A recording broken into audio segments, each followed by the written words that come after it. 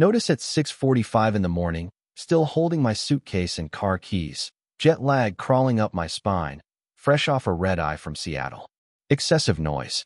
Thursday, 3:17 a.m. It was written in angry, all caps Sharpie, like the person who wrote it didn't trust ink to carry all their rage. And I just stood there, squinting at it in the driveway, wondering if I was hallucinating, because let's be real, at 3:17 a.m. Thursday, I was 30,000 feet over Kansas, praying for another bag of airline pretzels and listening to a grandmother compare her grandson's baseball stats to Babe Ruth. Something the wind couldn't move, smile so thin it looked like she was holding in a parking ticket.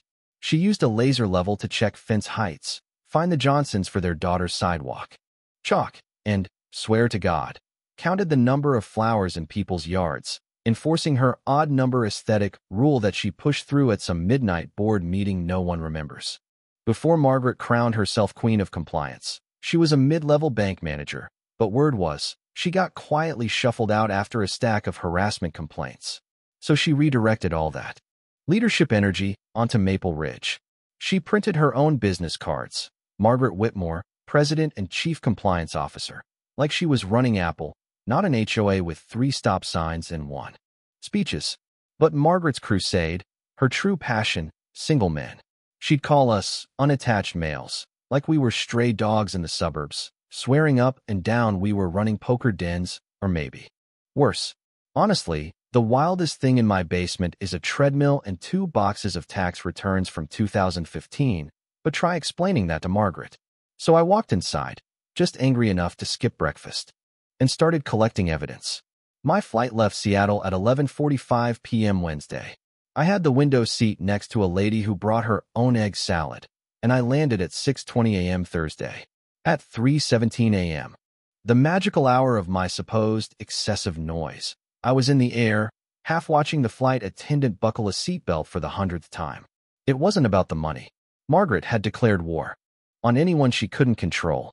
Last month, tried to ban basketball shorts at the mailbox. Month before that, proposed a single adult curfew.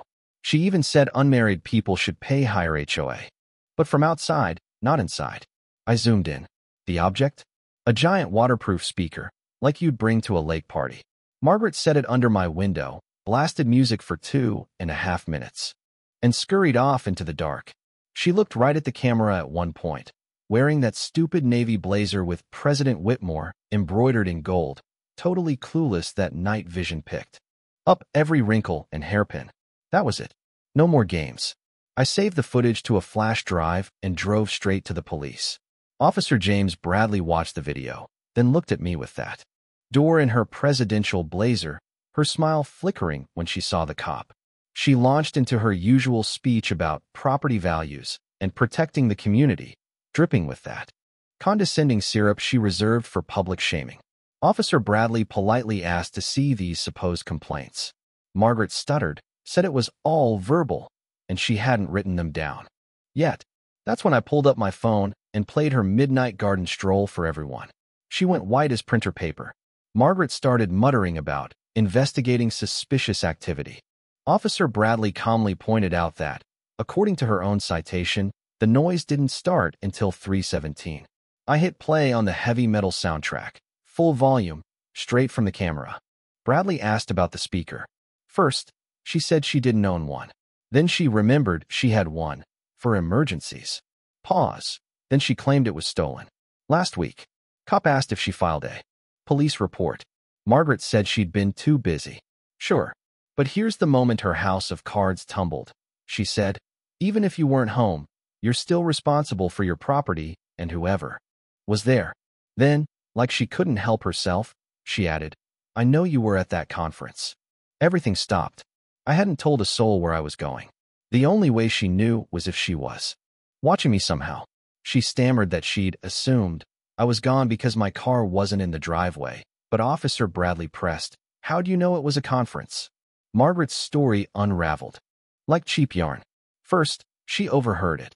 Then, a neighbor mentioned it at the store. Finally, she said it was just a lucky guess. Yeah, right.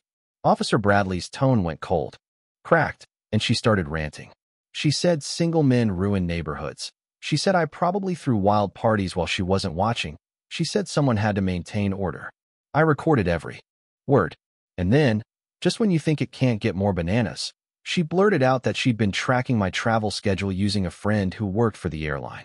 That's when Officer Bradley told her she'd be facing criminal charges for harassment, stalking, and filing false reports. I thought it was over, but oh no, we were just getting started. Word spread. Over the next 3 days, neighbors came out of the woodwork. David Park? Fined for a broken window while he was stationed overseas. Window never existed. The Andersons? Cited for cars that weren't theirs. Jennifer Santos.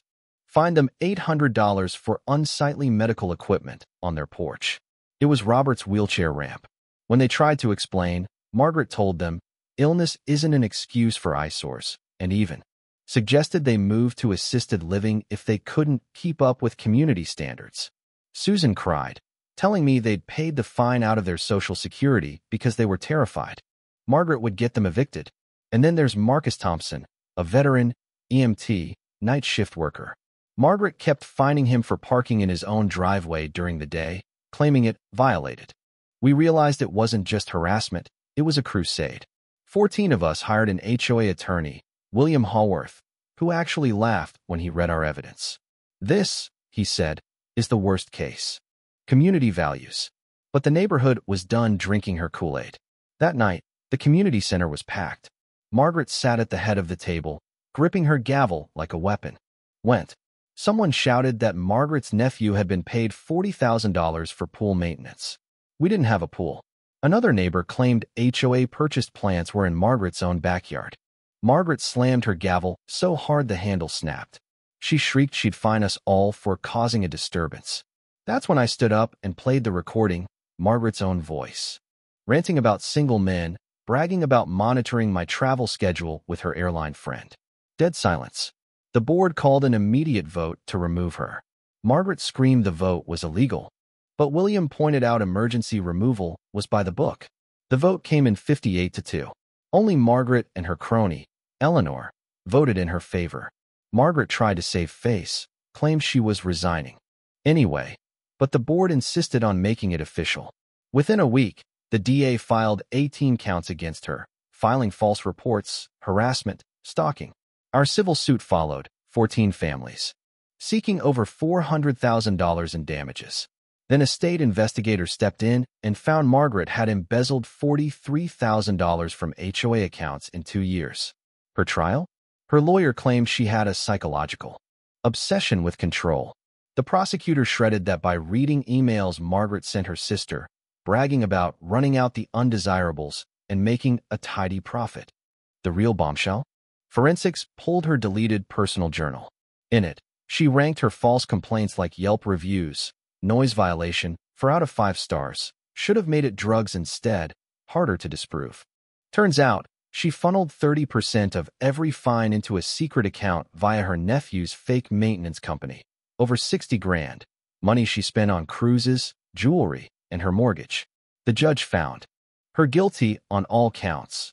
3 years in prison, 18 months to serve, 5 years probation, full restitution. Fines, $36,000.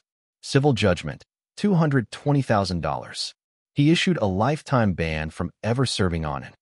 HOA board again and ordered 500 hours of community service, ironically, helping single-parent households. The real estate board yanked her license for good. When the sentence came down, Margaret just sat there, frozen, mouth open, no sound. Then she crumpled into her chair, crying that she only ever wanted to keep the neighborhood safe. As the bailiff cuffed her and led her away, the room stayed silent, her gray helmet of hair slipping down over her face. And for the first time, Margaret Whitmore looked small, broken, in every minute of her 63 years. So here's my question for you. You know I'm all ears.